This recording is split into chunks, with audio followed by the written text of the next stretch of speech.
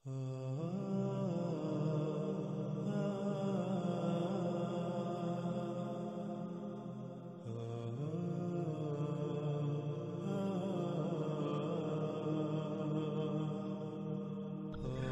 ان اقساط میں آپ کے سامنے رکھیں کہ قرآن کے نزول سے پہلے زمین، سورج، چاند، آسمان، ستاروں، رات اور دن وغیرہ کے حوالے سے کیا عقائد و نظریات پائے جاتے تھے، اور آج بھی اس حوالے سے کیا عقائد و نظریات پائے جاتے ہیں، اور اس کے برعکس قرآن میں اللہ سبحانہ و تعالیٰ نے کیا بات پیش کی۔ آیا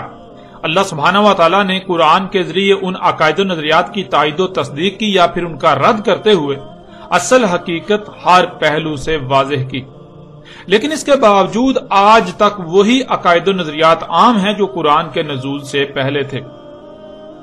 ناظرین، ایک بات نہ صرف ذہن میں ہونا لازم ہے بلکہ اسے ہر لمحے مد نظر رکھنا چاہیے۔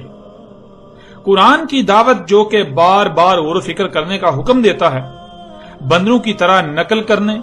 آنکھیں بند کر کے دوسروں کے پیچھے چلنے سے منع کرتا ہے، لیکن انسانوں کی اکثریت اس کے برعکس اپنے آباء و اجداد سے صدیوں پرانے نسل در نسل منتقل ہوتے عقائد پر نہ صرف ڈٹے ہوئے ہیں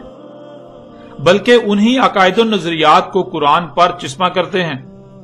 قرآن سے انہی عقائد و نظریات کو ثابت کرنے کی سر توڑ کوشش کرتے ہیں، آیات کو اپنے انہی عقائد و نظریات پر پوری طرح سے چسپاں کرنے میں دن رات ایک کیے ہوئے ہیں۔ اپنے انہی عقائد و نظریات کے دفاع میں قرآن کی آیات کو من چاہے تراجم و تفاسیر کی صورت میں توڑ مروڑ کر دلائل پیش کرنے میں دن رات لگے ہوئے ہیں، خود کو بدلنے کی بجائے قرآن کو بدلنے کا قصد کیے ہوئے ہیں۔ لیکن ناظرین، یہاں سوال تو یہ ہے کہ اگر یہی پرانے عقائد و نظریات ہی حق و سچ تھے تو پھر قرآن کے اتارنے کا مقصد تو ختم ہو جاتا ہے، کیونکہ یہ بات اٹل حقیقت ہے، جب بھی کوئی نئی بات سامنے آتی ہے تو وہ پہلے سے موجود باتوں کے رد کے طور پر سامنے آتی ہے، نہ کہ ان کی تائید و تصدیق کرنے کے لیے۔ اگر تائید و تصدیق کرنے کے لیے آئے تو ایسی باتیں کرنے والے کا پہلے سے موجود باتوں، عقائد و نظریات وغیرہ سے کوئی تصادم نہ ہو، کوئی اختلاف نہ ہو، بلکہ الٹا ان کو تقویت فراہم کرے۔ لیکن آپ جانتے ہیں کہ قرآن پہلے سے موجود عقائد و نظریات کی تائید و تصدیق کرنے کے لیے نہیں اتارا گیا تھا، اور نہ ہی قرآن نے ان کی تائید و تصدیق کی، بلکہ قرآن کے اترنے سے پہلے جو عقائد و نظریات موجود تھے، قرآن کا ان سے بھرپور تصادم ہوا۔ قرآن تو ان سے متصادم ہے۔ اختلافات کی نوعیت اس قدر شدید تھی کہ جب تک محمد علیہ السلام دعوت دیتے رہے تو سامنے سے شدید ترین مخالفت کا سامنا رہا، یہاں تک کہ مخالفین اس آواز کو دبانے یا بند کرنے کی ہر طرح سے کوشش کرتے رہے، آخر تک محمد علیہ السلام کو قتل کرنے کی منصوبہ بندیاں کرتے رہے۔ اور ناظرین، قرآن سے ہی سوال کرتے ہیں کہ آیا قرآن پہلے سے موجودہ عقائد و نظریات کی تائید و تصدیق کرنے کے لیے اتارا گیا تھا، یا پھر ان کا رد کرنے اور حق واضح کرنے کے لیے قرآن کو اتارا گیا تھا؟ اس وقت سکرین پر آپ کو سورہ الجمعہ کی آیت نمبر 2 نظر آ رہی ہے، جس میں اللہ سبحانہ و تعالیٰ کہتے ہیں، وہی ہے ذات امیین میں بیعث کیا رسول انہی میں سے، تلاوت کرتا ہے ان پر اس کی آیات کی اور ان کا تزکیہ کرتا ہے اور علم سکھاتا ہے انہیں الکتاب کا اور حکمت سکھاتا ہے، اگر تھے اس سے پہلے ہر لحاظ سے کھلم کھلا گمراہی میں۔ ناظرین، آیت کے آخری حصے میں اللہ سبحانہ وتعالی نے یہ بات بالکل کھول کر واضح کر دی کہ اگر تھے اس سے پہلے کھلم کھلا ہر لحاظ سے گمراہی میں، یعنی اگر وہ ہر لحاظ سے کھلم کھلا گمراہی میں نہ ہوتے تو اللہ سبحانہ وتعالی اپنا رسول بیعث نہ کرتا، اللہ اپنا رسول نہ بھیجتا، جس سے یہ بات کھل کر واضح ہو جاتی ہے کہ جب اللہ سبحانہ وتعالی نے اپنا رسول بیعث کیا، اپنا رسول کھڑا کیا، تب پوری دنیا ہر لحاظ سے کھلم کھلا گمراہی میں تھی۔ ان کے عقائد و نظریات جاہلانہ اور بے بنیاد اور محض ظن پر مبنی تھے، نہ کہ علم پر مبنی۔ اور قرآن میں جس موضوع کو بھی زیر بحث لایا گیا تو اس موضوع پر قرآن سے پہلے جو بھی عقائد و نظریات عام تھے سوائے گمراہی کے اور کچھ نہ تھے۔ اس طرح اس وقت آپ کو سکرین پر سورہ البقرہ کی آیت نمبر 213 نظر آ رہی ہے، جس میں اللہ سبحانہ وتعالی کا قول ہے، تھے پوری دنیا کے انسان ایک ہی امت یعنی پوری دنیا کے انسان جہالت پر قائم ایک ہی گروہ تھے، پس اللہ بیس کرتا ہے نبیین بشارت دینے والوں کو، انسانوں کو ان کے اپنے ہی ہاتھوں سے کیے جانے والے مفسد اعمال کے رد عمل میں آنے والی تباہیوں سے متنبہ کرنے والوں کو، اور اتارتا ہے ان کے ساتھ الکتاب حق کے ساتھ فیصلہ کرنے کے لیے انسانوں کے درمیان جس میں وہ اختلاف کر رہے تھے اس میں۔ اب ناظرین، اس آیت میں اللہ سبحانہ و تعالیٰ نے یہ بات واضح کر دی کہ نبیین آ کر فیصلہ کر دیتے ہیں، حقیقت بالکل کھول کر سامنے لے آتے ہیں جن معاملات میں انسان آپس میں اختلافات کا شکار ہوتے ہیں۔ یعنی اللہ کے نبی ان معاملات کو زیر بحث لاتے ہیں جن معاملات پر انسان آپس میں اختلافات کا شکار ہوتے ہیں۔ یعنی انسان مختلف گروہوں فرقوں میں تقسیم ہوتے ہیں اور مختلف معاملات میں آپس میں ایک دوسرے سے اختلاف کر رہے ہوتے ہیں۔ ہر ایک کا کہنا یہی ہوتا ہے، ہر ایک کا دعویٰ یہی ہوتا ہے کہ اس معاملے میں، اس بات میں صرف اور صرف ہم حق پر ہیں، ہمارا موقف جو ہے وہ درست ہے، حق ہے، باقی سب کے سب باطل ہیں، ایک دوسرے پر الزامات لگا رہے ہوتے ہیں۔ تو ایسی صورت میں اللہ سبحانہ و تعالیٰ اپنے نبیوں کو بیس کرتا ہے، اپنے نبیوں کو کھڑا کرتا ہے، انہیں بھیجتا ہے۔ تو اللہ کے نبی ان معاملات کو زیر بحث لاتے ہیں جن میں انسان آپس میں اختلاف کا شکار ہوتے ہیں۔ اللہ کے نبی ان معاملات کی حقیقت کیا ہے، حقائق کو بالکل کھول کھول کر سامنے لاتے ہیں۔ ناظرین، اس آیت میں اللہ سبحانہ تعالیٰ نے یہ بات واضح کر دی کہ نبیین آ کر فیصلہ کر دیتے ہیں، حقیقت بالکل کھول کر سامنے لے آتے ہیں جن معاملات میں انسان آپس میں اختلاف کا شکار ہوتے ہیں۔ یعنی اللہ کے نبی ان معاملات کو زیر بحث لاتے ہیں جن معاملات پر انسان آپس میں اختلافات کا شکار ہوتے ہیں، اور اللہ کے نبی ان معاملات کی حقیقت کیا ہے، حقائق کو بالکل کھول کھول کر سامنے لے آتے ہیں، جس سے یہ بات بھی واضح ہو گئی کہ قرآن میں جن معاملات کو، جن باتوں کو زیر بحث لایا گیا، جن پر بھی قرآن بات کر رہا ہے، تو وہ ایسے معاملات ہیں، ایسی باتیں ہیں جن پر اس وقت کے لوگ یا آج کے لوگ یا ہر وقت کے لوگ آپس میں اختلافات کا شکار تھے یا ہیں، اور ہر کوئی حق کا دعوے دار ہے اور دوسرے کو باطل کہہ رہا تھا اور باطل کہہ رہا ہے۔ لیکن قرآن ان کے برعکس، قرآن ان سب کے سب گروہوں فرقوں کے برعکس ان معاملات کی حقیقت کو بیان کرتا ہے۔ قرآن میں ان کے برعکس حقیقت کو بیان کیا گیا۔ اسی کو آپ اس آیت میں بھی دیکھ سکتے ہیں، سورہ نحل کی آیت نمبر 64، اور نہیں اتاری ہم نے تجھ پر کتاب مگر اس لیے کہ تو ان کے لیے ہر بات کو، ہر معاملے کو کھول کھول کر واضح کر دے جس میں بھی یہ اختلاف کر رہے ہیں۔ یعنی کوئی کہتا ہے کہ یہ حق ہے اور کوئی کہتا ہے وہ حق ہے، جو میں بیان کر رہا ہوں وہی حق ہے، اس حوالے سے باقی سب باطل پر ہیں، حالانکہ سب کے سب ہی باطل ہیں، حق کا کسی کو بھی علم نہیں، اور ہدایت اور محفوظ کرنے والی ہے ان لوگوں کے لیے جو رسول کی دعوت کو تسلیم کر کے اسی طرح اس پر عمل کرنے والے ہیں۔ ناظرین، اس آیت میں اللہ سبحانہ تعالیٰ اپنے رسول کو مخاطب کر کے کہہ رہے ہیں کہ تجھ پر اگر الکتاب اتاری ہے تو اس کا مقصد یہی ہے کہ یہ لوگ جس میں بھی اختلاف کر رہے ہیں ہر لحاظ سے ان کے لیے کھول کھول کر واضح کر دے،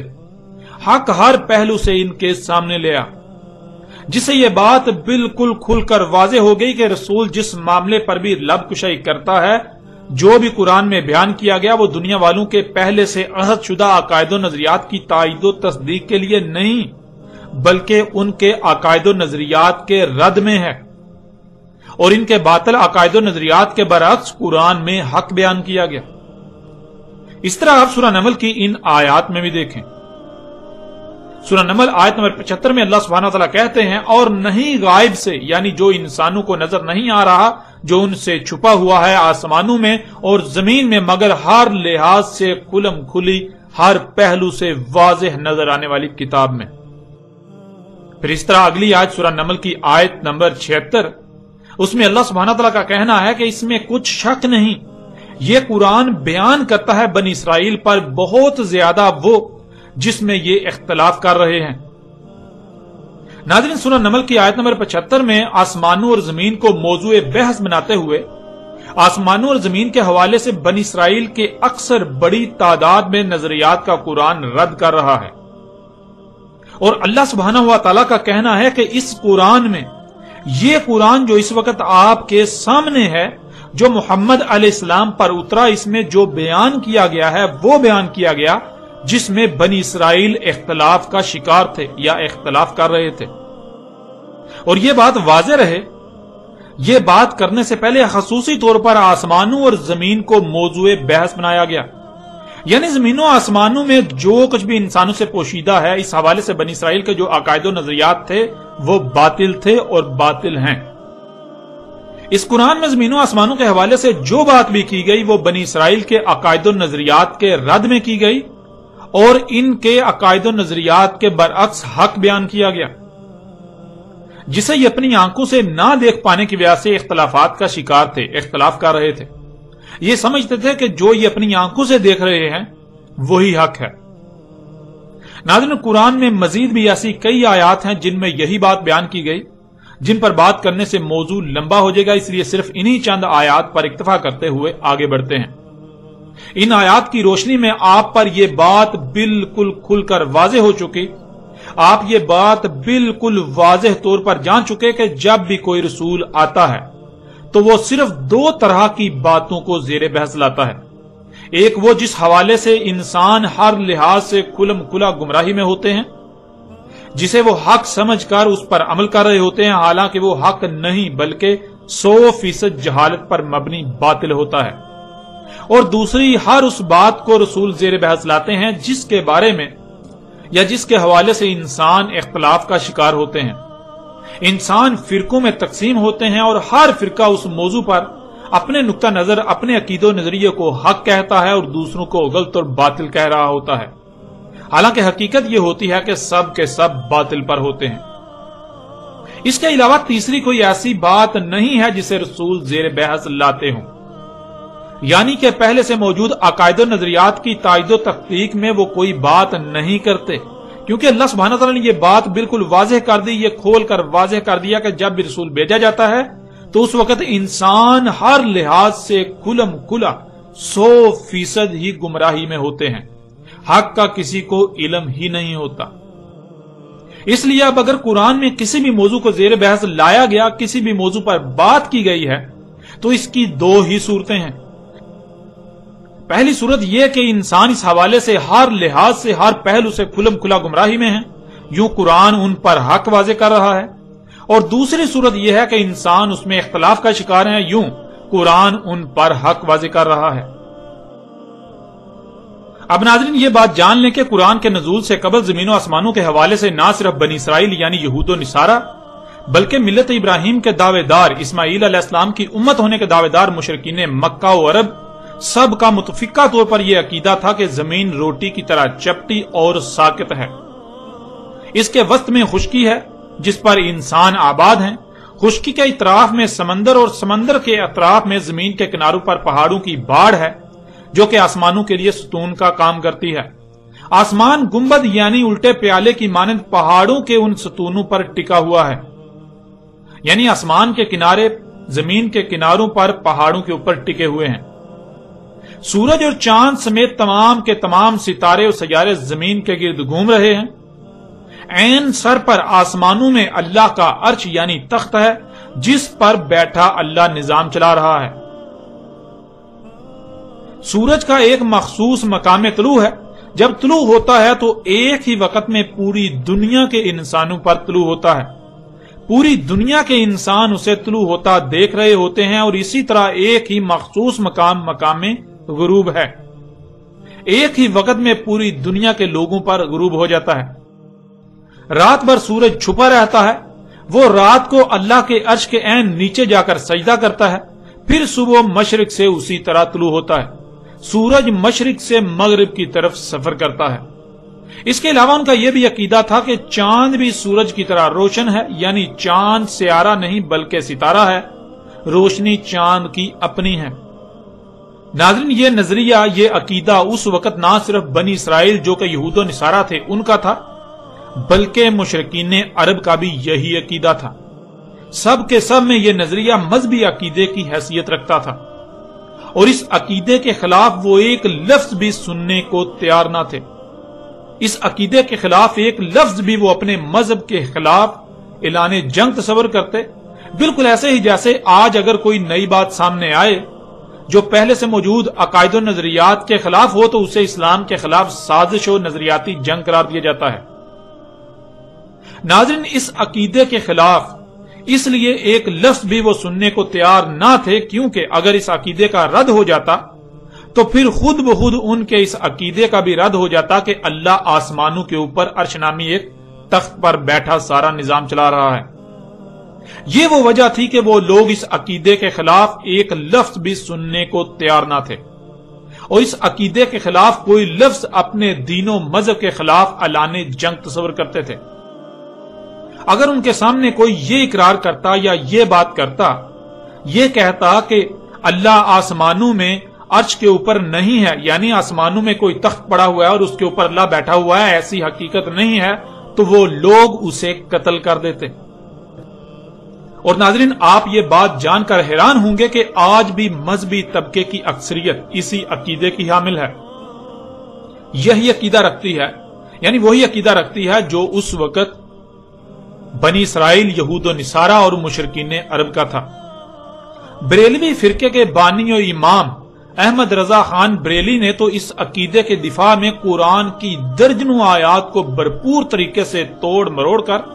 اور حق کو چھپا کر اپنی طرف سے درجنوں دلائل دیے،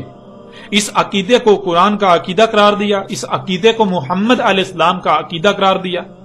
جو اس عقیدے کے برعکس نظریہ رکھیں، اس عقیدے کے برعکس کوئی نظریہ رکھیں، کچھ سوچیں بھی، تو احمد رضا خان بریلی کے نزدیک وہ مومن و مسلم نہیں بلکہ وہ مرتد، وہ کافر و مشرک ہیں۔ اس کے علاوہ بھی بریلوی ہوں، دیوبندی ہوں یا اہل حدیث ہوں، مالکی ہوں، حنفی ہوں، حنبلی ہوں، شافعی ہوں، یا ان میں مزید مسلک کے نام پر فرقہ در فرقہ جتنے بھی فرقے ہیں، تمام کے تمام فرقوں کے علماء نامی طبقے کا بھی یہی عقیدہ ہے، یعنی وہی عقیدہ جو قرآن کے نزول سے پہلے مشرکین عرب کا تھا،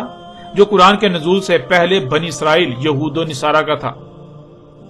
اور ناظرین، عوام کی اکثریت جو اسکولوں، کالجوں اور یونیورسٹیوں وغیرہ سے تعلیم یافتہ ہے، اس عقیدے کے برعکس زمین کو گول تسلیم کرتی ہے، سورج کے زمین کے گرد گھومنے کی بجائے زمین کے گھومنے سے دن اور رات کے آنے جانے کو تسلیم کرتی ہے۔ لیکن عوام کی اکثریت کو اس کا علم ہی نہیں کہ ان کے علماء نامی طبقے کا ان کے برعکس یہود و نصارہ اور مشرکین عرب والا ہی عقیدہ ہے، اور جو اس عقیدے کے خلاف بات کرے اسے ماننا تو دور کی بات، وہ ان کی نظر میں مرتد، کافر و مشرک ہے، یہاں تک کہ وہ واجب القتل ہے۔ اور ناظرین، آپ یہ بات جان کر حیران ہوں گے کہ اہل حدیث و سلفی مکتبہ فکر کی اہم اور بڑی قدور شخصیت عبدالعزیز بن باز، جو 1993 سے لے کے 1999 تک سعودی عرب کے سرکاری مفتی اعظم بھی رہے، ان کا باقاعدہ فتویٰ موجود ہے کہ جو زمین کو ساقط تسلیم نہ کرے اور سورج کو زمین کے گرد گھومتا تسلیم نہ کرے وہ کافر ہے، وہ مرتد ہے، یہاں تک کہ اس کا قتل جائز قرار دیا۔ یعنی اگر کوئی ایسا شخص جو خود کو مسلمان کہلواتا ہے اور وہ یہ بات تسلیم کر لیتا ہے کہ زمین ساقط نہیں ہے بلکہ حرکت کر رہی ہے، اور سورج کے زمین کے گرد گھومنے جس سے دن رات ہو رہا ہے اس بات کا انکار کرتا ہے، تو وہ مرتد ہے، اسے قتل کرنا جائز ہے۔ ناظرین، یہاں ایک چھوٹا سا سوال یہ پیدا ہوتا ہے کہ اگر علماء نامی طبقے کی اکثریت کا بھی وہی عقیدہ ہے جو مشرکین عرب سمیت یہود و نصارہ کا تھا، تو پھر علماء نامی طبقہ اس پر بات کیوں نہیں کرتا؟ تو ناظرین، اس سوال کا جواب یہ ہے کہ اگر اس موضوع کو زیر بحث لایا جائے گا تو علماء نامی طبقہ آج اس عقیدے کا کسی بھی صورت دفاع نہیں کر سکے گا۔ عیسائیت اپنے اس عقیدے میں اتنی متشدد تھی کہ شروع میں بڑی تعداد میں ایسے لوگوں کو چرچ کے حکم پر قتل و قید کیا جاتا رہا جو اس عقیدے کے خلاف بات کرتے یا اپنی بات کا پرچار کرنے کی کوشش کرتے۔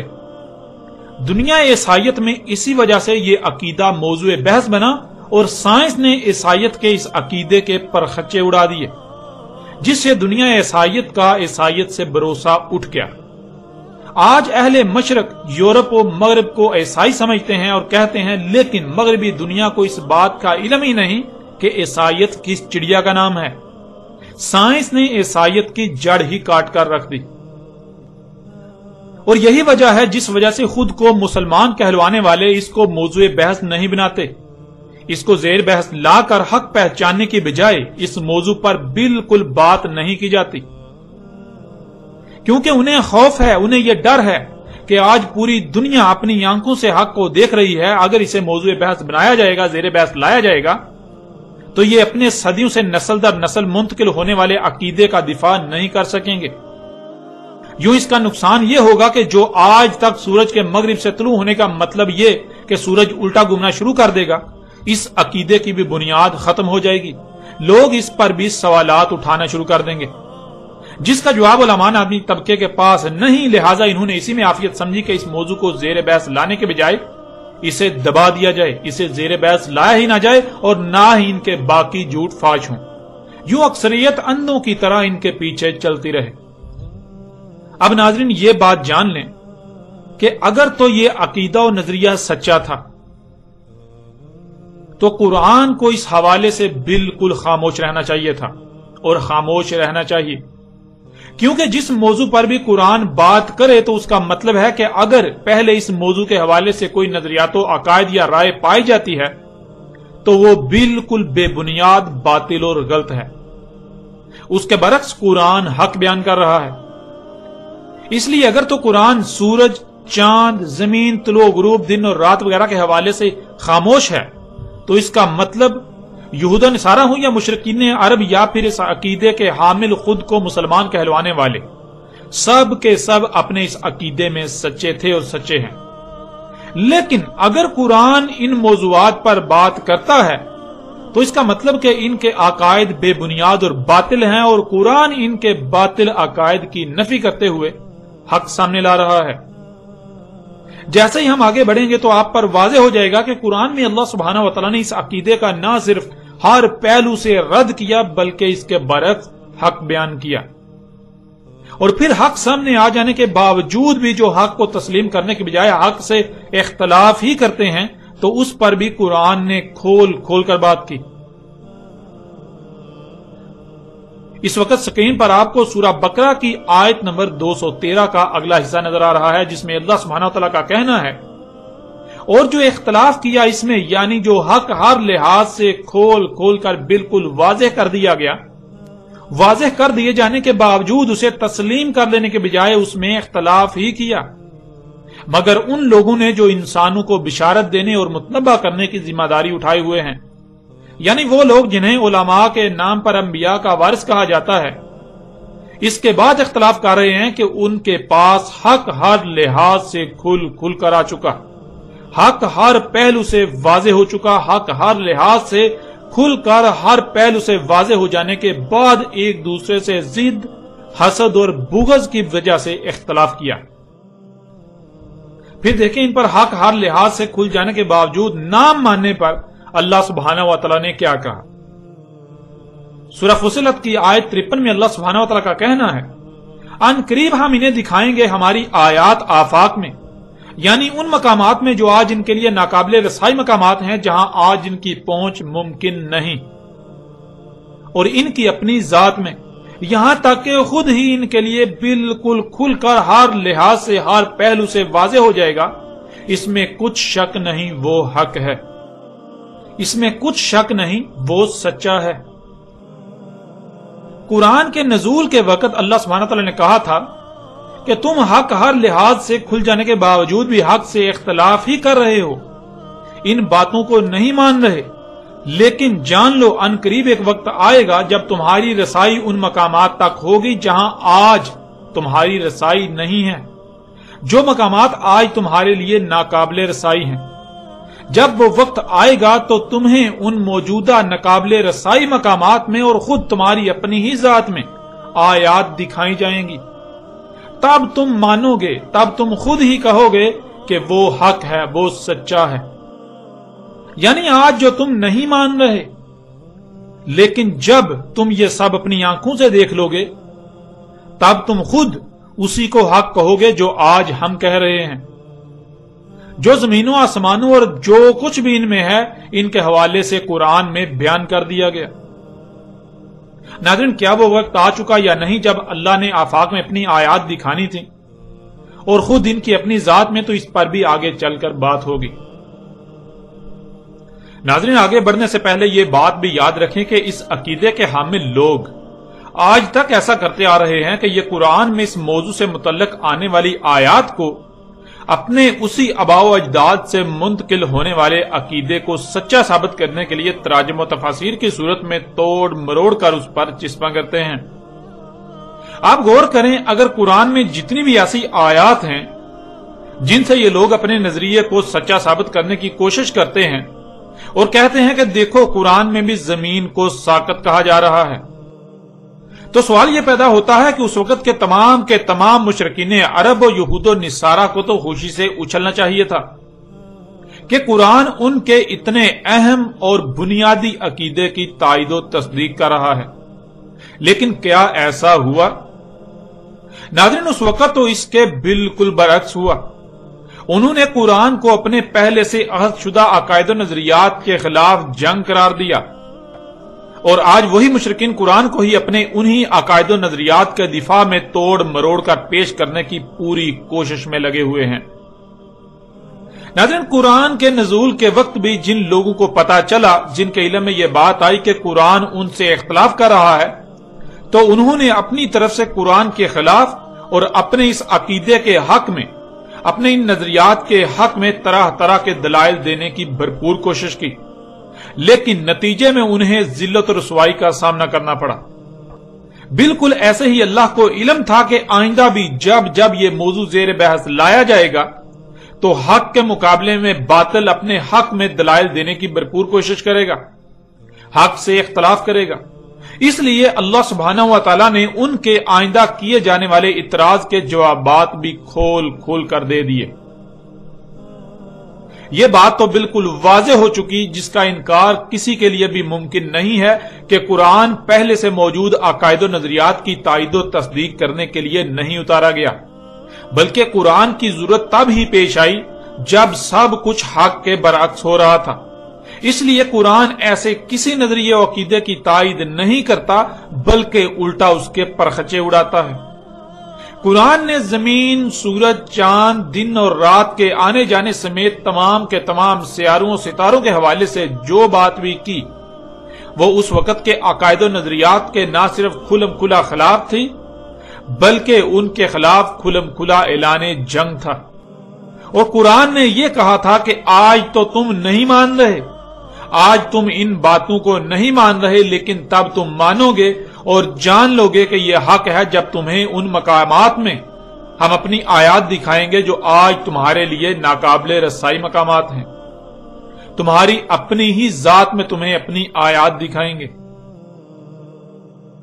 अब नाज़रीन, आते हैं इस अकीदे की हकीकत की तरफ, और हक हर लिहाज से खोल खोल कर आपके सामने रखते हैं। एक तरफ मुशरिकीन अरब और यहूदो नसारा समेत खुद को मुसलमान कहलवाने वाले इस बारे में क्या कहते हैं, उनका क्या अकीदा है, उसको रखते हैं, उनके नजरियात को रखते हैं, और दूसरी तरफ अल्लाह सुब्हानहू व तआला ने उसके बरक्स क्या कहा, उसको आपके सामने रखते हैं।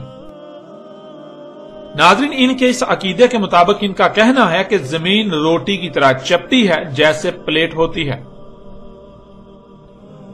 इसके वस्त में खुश्की है, खुश्की के गिर्द समंदर और समंदर के गिर्द जमीन के किनारों पर पहाड़ों की बाढ़ है, जिस पर आसमान गुंबद की तरह टिके हुए हैं। इनके अकीदे में ना सिर्फ जमीन चपटी है, बल्कि जमीन के किनारे भी हैं। और इसी वजह से उस वक्त के लोग दूर दराज का सफर करने से गुरेज करते थे कि कहीं ऐसा ना हो कि हम चलते चलते जमीन के किनारों तक पहुंच जाएं और फिर नीचे जा गिरें। इस वजह से वो ना ही ज्यादा समंदरों में आगे जाते थे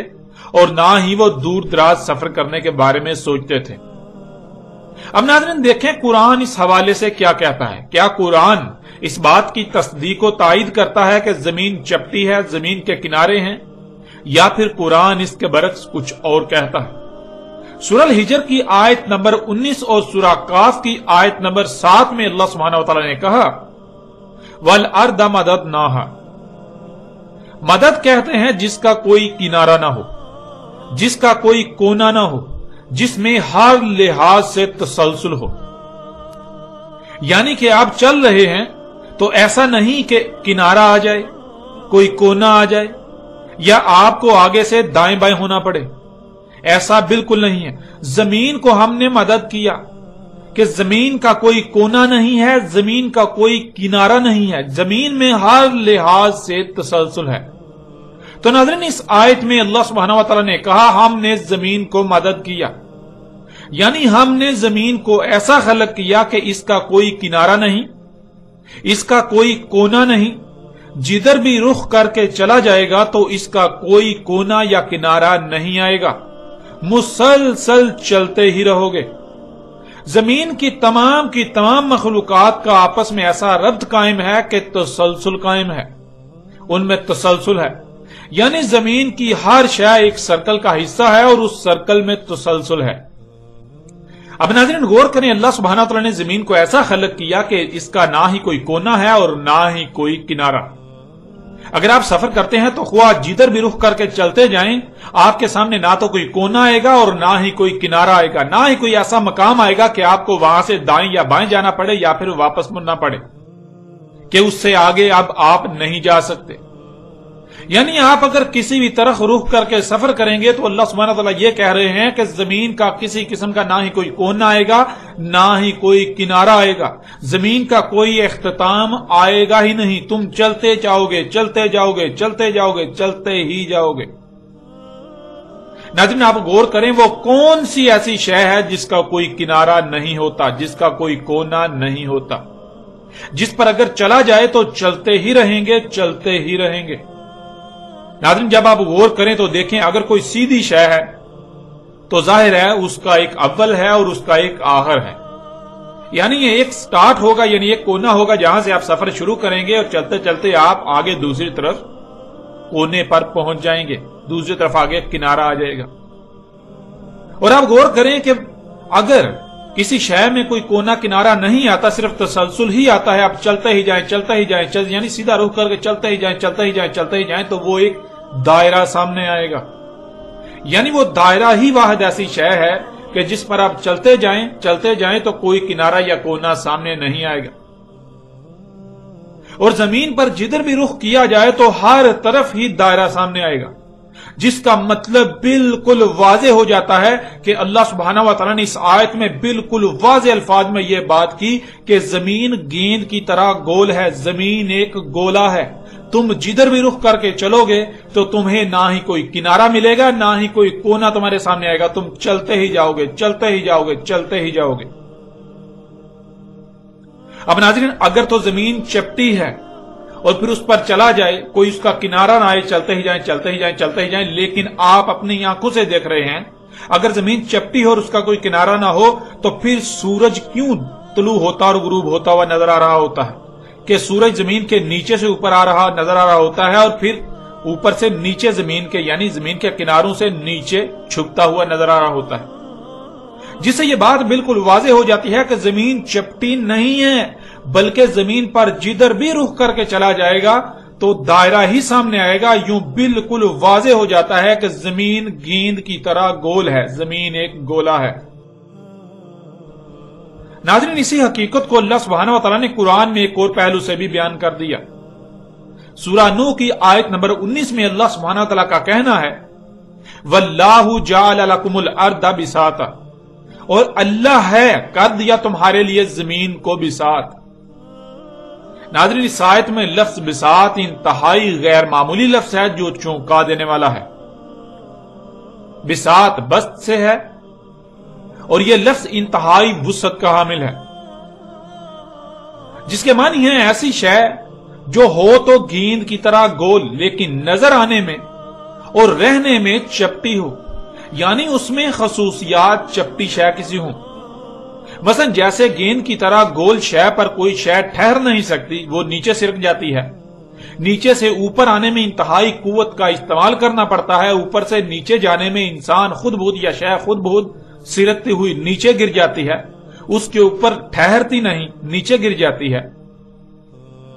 اس کے برعکس شے ہو تو گیند کی طرح گول لیکن اس میں خصوصیات چپٹی شے والی ہوں. آپ چل رہے ہوں تو نہ ہی ڈلوان کا احساس ہو اور نہ ہی چڑھائی کا احساس ہو، بالکل ایسے ہی چل رہے ہوں جیسے سپاٹ شے پر چلا جاتا ہے یا سپاٹ شے پر رہا جاتا ہے۔ آپ بالکل ایسے ہی رہ رہے ہوں کہ جیسے گویا کہ آپ کسی گول شے پر نہیں بلکہ سپاٹ شے پر رہ رہے ہیں۔ پھر ناظرین، بساط کے معنی ہے کسی کو اپنی طرف کھینچے رکھنا، تاکہ جیسے گیند نما گول شے پر اشیاء نیچے ہی نیچے سے رکھتی ہیں، تو ایسے اپنی طرف کھینچے رکھنا کہ اشیاء نیچے نہ سرکیں بلکہ اس کی طرف کھینچی رہیں، جیسے وہ کسی گول شے پر نہیں بلکہ سپاٹ شے پر پڑی ہیں، گول کی بجائے سپاٹ شے پر اشیاء پڑی ہوئی ہیں۔ تو ناظرین، بساط کہتے ہیں کہ شے ہو تو گیند کی طرح گول، ایک گولا، لیکن وہ نظر آنے میں اور خصوصیات میں وہ ایسی ہو جیسے کہ کوئی سپاٹ شے ہوتی ہے۔ ہو تو وہ گیند کی طرح گول، لیکن وہ ایسی نظر آئے کہ جیسے وہ گیند کی طرح نہیں بلکہ سپاٹ ہے، اس کے گیند نما ہونے کا ذرا برابر بھی احساس تک نہ ہو۔ اس آیت میں اللہ سبحانہ تعالیٰ نے دو ٹوک الفاظ میں انسانوں کو مخاطب کرتے ہوئے کہا کہ زمین گیند کی طرح گول ہونے کے باوجود تمہارے لیے ایسی بنا دی کہ تمہیں رائی برابر بھی اس بات کا احساس نہ ہو کہ زمین گیند کی طرح گول ہے، بلکہ تمہیں ہر لحاظ سے ایسی ہی نظر آتی ہے اور احساس ہوتا ہے کہ وہ چپٹی ہے۔ تمہیں یہ احساس ہی نہیں ہوتا کہ تم کسی گیند نما گول شے پر رہ رہے ہو، تم کسی گولے پر رہ رہے ہو، جس سے تمہیں یہ خوف ہو کہ آگے جانے سے کہیں تم سرک کر زمین سے نیچے گر جاؤ گے، بلکہ تمہیں ایسا لگتا ہے کہ تم بالکل سپاٹ شے پر رہ رہے ہو، یوں تمہیں نہ نیچے گرنے کا کوئی خوف ہے نہ ہی ادھر ادھر سرکنے کا کوئی خوف۔ زمین ہے تو گیند کی طرح گول، لیکن اس کو تمہارے لیے ایسا بنایا کہ جیسے وہ گول نہیں بلکہ سپاٹ ہے، ایسے بنایا کہ جیسے تم گول گیند نما زمین پر نہیں بلکہ سپاٹ زمین پر رہ رہے ہو۔ ناظرین، یہ آیت بھی دہلا کر رکھ دینے والی آیت ہے۔ اس آیت میں اللہ سبحانہ وتعالی نے ایک عظیم راز سے پردہ اٹھایا، اس وقت پردہ اٹھایا جب کوئی تصور بھی نہیں کر سکتا تھا۔ یوں ناظرین، اللہ سبحانہ تعالیٰ نے قرآن میں نہ صرف ان کی اس بات کا رد کیا کہ زمین چپٹی ہے، ان کے اس عقیدے کا رد کیا کہ زمین چپٹی ہے، بلکہ اس بات کا بھی رد کر دیا کہ زمین کے کنارے ہیں، زمین کے کوئی کونے ہیں، اور بالکل دو ٹوک الفاظ میں بیان کرتے ہوئے ان رازوں سے پردہ اٹھا دیا۔ اور آپ یہ حقیقت آج اپنی آنکھوں سے دیکھ سکتے ہیں، لیکن آپ اس بات پر غور کریں کہ آج تک مذہبی طبقے نے قرآن کی ان آیات کو چھپائے رکھا۔ کیا یہ سوال پیدا نہیں ہوتا کہ انہوں نے حق کو چھپا کر اپنے باطل نظریات کو قرآن پر ترجیح کیوں دی؟ اور پھر آج تک یہی کرتے چلے آ رہے ہیں، آج بھی یہی کر رہے ہیں۔ ناظرین، یہ غیر معمولی حقائق جو پوری دنیا کے انسانوں کو چونکا دینے والے ہیں کہ 14 صدیاں قبل عرب کے صحرا میں نمودار ہونے والا قرآن، اس قرآن میں اس وقت یہ غیر معمولی اور دہلا دینے والے حقائق کون بیان کر سکتا ہے؟ اس وقت نہ تو سائنسی ترقی کا کوئی نام و نشان تھا اور نہ ہی عرب طبقہ علم رکھتا تھا، بلکہ دنیا میں جہالت میں سب سے بڑھ کر عرب قوم تھی۔ پوری دنیا میں ایک عقیدہ بہت سختی سے عام تھا، اس کے خلاف سوچنا ہی بہت بڑا چیلنج تھا۔ تو ایسا کیسے ہو گیا؟ یہ دہلا کر رکھ دینے والے حقائق اس وقت اس قرآن میں کہاں سے آ گئے؟ آخر کس نے بیان کیے؟ جو بیان کرنے والا ہے وہ کون ہو سکتا ہے؟ اس وقت قرآن میں یہ غیر معمولی حقائق کہاں سے آ سکتے ہیں؟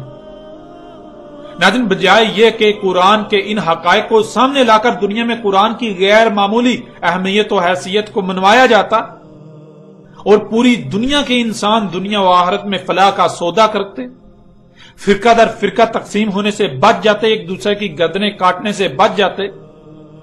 بلکہ الٹا ان ملاؤں نے، اس مذہبی طبقے نے نہ صرف ان غیر معمولی حقائق کو چھپا کر اللہ کے ساتھ دشمنی کی، انسانیت کو گمراہ کیا، بلکہ قرآن کو باقی مذاہب کی طرح مذہب کے نام پر ایک مخصوص طبقے کی کتاب بنا کر رکھ دیا۔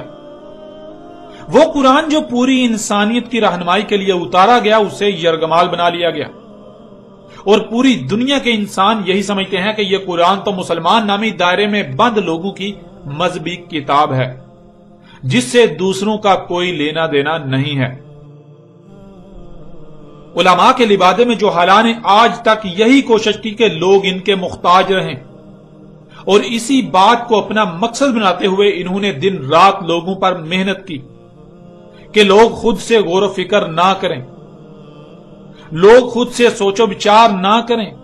وہ اندھوں کی طرح ان کے پیچھے چلتے رہیں، اور نہ ہی ان کا دجل لوگوں پر چاک ہو۔ ظاہر ہے جب لوگ غور و فکر نہیں کریں گے، لوگ اپنی عقلوں کا استعمال نہیں کریں گے، بندروں ہی کی طرح اندھوں کی طرح ان کے پیچھے چلیں گے، تو ظاہر ہے ان کے دجل کیسے چاک ہوں گے؟ اور اگر لوگ غور و فکر کریں گے تو پھر ان ملاؤں کا دجل بھی چاک ہو جائے گا، ان انسانیت کے دشمنوں کا دجل کھل کر انسانوں پر واضح ہو جائے گا۔ یوں ناظرین، اس مذہبی طبقے نے، ان ملاؤں نے، خواہ وہ یہودی ربی ہوں، خواہ وہ لاما ہوں، خواہ وہ عیسائی راہب ہوں، عیسائی پادری ہوں، خواہ وہ ہندو پنڈت ہوں، یا پھر مسلمانوں کے مذہبی علماء، یا جتنے بھی ایسے لوگ ہیں، انہوں نے اسی بات کے اوپر فوکس کیا، اسی کو اپنا مقصد بنائے رکھا کہ خود سے غور و فکر نہیں کرنا، اپنی عقل کا استعمال نہیں کرنا، غور و فکر نہیں کرنا۔ حالانکہ قرآن بار بار ایک ہی بات پر زور دیتا ہے کہ کسی کے بھی پیچھے اندھوں کی طرح مت چلو، بلکہ خود سے غور و فکر کرو۔ لیکن یہ لوگ قرآن کے برعکس یہ کہتے ہیں کہ خود سے غور و فکر کرو گے تو گمراہ ہو جاؤ گے، بلکہ آنکھیں بند کر کے اپنے آباؤ اجداد کے ہی پیچھے چلو۔ جو آباؤ اجداد سے چلا رہا ہے اس کے خلاف ایک لفظ بھی مت سوچنا، اور اگر کوئی ایسا کرتا ہے تو اس پر فتووں کی برمار کر دی جاتی ہے، اس پر فتووں کی بوچھاڑ کر دی جاتی ہے، اس کے خلاف سب کے سب ایک ہی صف میں کھڑے ہو کر محاذ کھول دیتے ہیں، اور اس کے ساتھ دشمنی میں اسے نقصان پہنچانے کے لیے کسی بھی حد تک جانے سے گریز نہیں کرتے۔ ناظرین، اب حقیقت آپ کے سامنے ہے۔ ایک طرف ان کا عقیدہ ہے کہ زمین روٹی کی طرح چپٹی ہے اور اس کے کنارے ہیں، اور ان کے برعکس اللہ سبحانہ وتعالی نے قرآن میں بالکل واضح کر دیا، دو ٹوک الفاظ میں یہ راز کھول کر رکھ دیا کہ زمین چپٹی نہیں بلکہ زمین گیند کی طرح گول ہے، زمین ایک گولا ہے جس کے کوئی کنارے نہیں ہیں۔ ناظرین، بڑھتے ہیں آگے اور اس عقیدے کے حوالے سے ان کے مزید کیا نظریات ہیں ان پر بھی روشنی ڈالتے ہیں۔